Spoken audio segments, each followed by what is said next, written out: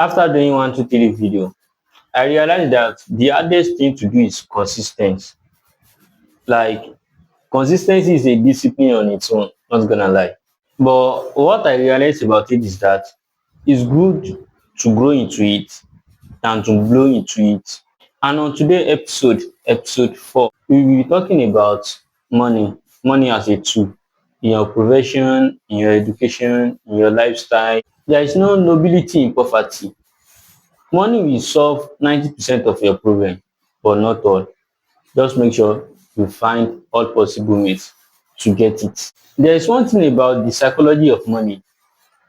Most things we see as luxurious are not really luxury. It's because we can't afford them. On a normal lifestyle, as long as you can afford them, it's a day-to-day basic things. But because of our poor background, we take it and we turn it to a luxury lifestyle. Having money will give you an automatic respect in the society, in the family, community, in the midst of your friends and your working place. I realized one thing when I was working with a telecom organization. I realized that there are two different employer and employee. I've witnessed both and I've realized how both works. It's painful and at the same time it brings joy. Now the first one, as an employer, there is this type of rare form of joy an employer has when he can hire and fire, which means that he can control his employee, he can direct anyhow, being rude, since he have the audacity and authority to hire and fire that employee. And there is another thing, it pains an employer more if he can't control an employee, which means that maybe the employee is not surviving on the company, or the employee is more rich and kind of like okay to the more than the company taste. You just need the experience or you just want to relate with people. There are some people like that. They don't work for money. They don't work for money. They work to gain experience and add up their portfolios. While on the other hand, the employee, I remember then I've seen a grown-up man going to his 50s, being threatening, treated bad every single day because the employer is more richer than him. The employer is okay than him. And he, a family man going to 50 with no any other source of income than this organization. He had to like lay down to his lowest so that he will not be fired at any moment. But I won't lie to you, it's a sad thing to witness because even me that is not happening to, I help the man weak sometimes. And on the other hand, having different source of income, extreme source of income, will take you far in life. I have experienced this and I have worked onto this. It makes an organization when they can insult you or abuse you that I will fire you, I will do this, I will do that because of what? You have money of your own, you are okay by yourself. Even if they did not pay your salary, you are okay on your own. You have enough funds to feed your lifestyle. This is it. Just like a dog or a monkey, if you are feeding it, they will be under your toes, and that's how organization works. They give you tips so that you not see how outside work works and you not see your self-worth. That's why they reward you with tips monthly. Meanwhile, that tips is killing your dream slowly, but you no know. The money, the funds will be based on your monthly usage while killing your future. Before you realize this, months has passed by, years have passed by, and you can never recover the months back except you are into politics or you are a footballer. That's when your income, your salary will be enough for you. But if you are not onto this, I will not lie to you, no salary work can create a generational wealth. There is a clear difference between being rich and being wealthy. Wealthy is like a growth, you grow into it. But being rich, like you just see it more of like an opportunity. You can be rich today and go back to zero.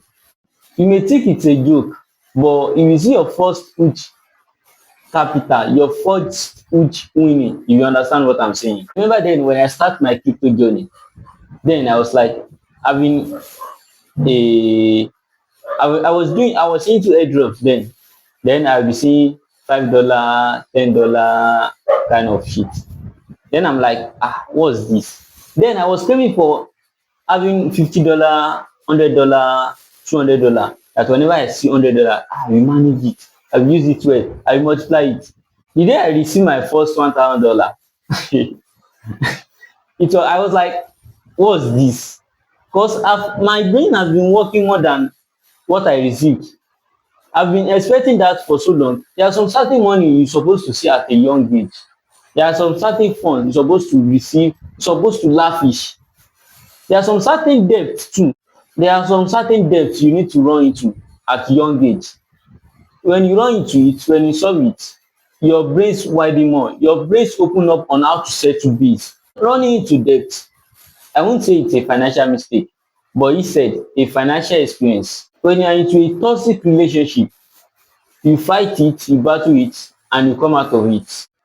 There is a high tendency that there is no relationship that wants to come into your life again that you will never battle, because you have experienced one, you came, you saw, and you conquered. That's how money works too.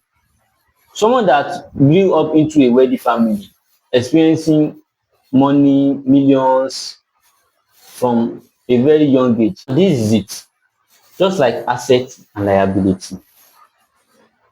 Let's assume you see $1,000 now. As a wedding man, as a wedding bill, it's like, okay, this $1,000, how can I grow it to give me five more? How can I make it to give me 10 more? Meanwhile, someone with a rich lifestyle, with a rich mindset, will be like, oh wow, I have had this money. Now sit down. You now sit down on that $1,000 instead of thinking of various ways to multiply it. If you have fun sitting down in your account, no stock, no trading, nothing, no locking, it will just be there stagnant like a water. Unlike the wealthy people that be like, okay, I watched a video of Dangote like that. He was saying that if he receives money like more of like a profit, he first think of another way to invest it into another business to bring more income before thinking of buying cars. Okay, I need wristwatch. Okay, I need more clothes. That's where demand thinking. Investing as a tool. It's not until you have millions of naira, millions of dollar, thousands of dollar till you start investing. Start small, start little, go into it, develop yourself into it, make it a relationship, create a bondness. If you are receiving 10,000 naira, be like I be saving 1,000, master the skill. If you are receiving 50K, if you are receiving like that, that's how you be building up capital to create your wealth. Most people you see today that they have, okay, I have so savings, I have save up in stock. It's what they have been practicing, it's what they have been doing. It's not just wey dey look for one financial expert or one bank manager to come and advise them. You no learn how to control and invest your money, they will learn to collect it from you. So I've seen some people that feel like they have seen their $10,000 and still went back to zero. Let's assume you have 50K now, you have 50K, but you are still expecting more. Why still expecting more? You liberate only on that 50K. You may use 3 days to spend 40,000 out of that 50K, and that 10K will last for 3 months. You will not see another thing. Why don't you use that mindset you used to spend that 10K to spend the whole 50K? Where the people manage their profit? Where the people think on how to reinvest their profit? But rich people, they just like, as I receive this, I will still receive more. Lavish it. Having multiple income does not guarantee savings. There are two big mistakes you make in your life. Either you learn it fast before it run you, or it runs you, then you now learn it. Lending money to the families. Stop being nice. Stop being nice. Stop being the good child, good boy, good guy. See, people will use you to their want, to their taste, and dump you on your face. If you keep on pressing money, if you keep on giving out on every bad story, you will be the one that will end up that they will talk about your bad story.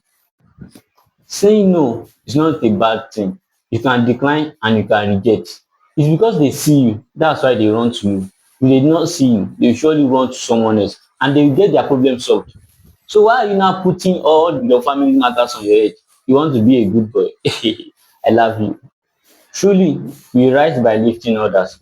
But you that you want to lift others, what if you break down? Can you lift up yourself back?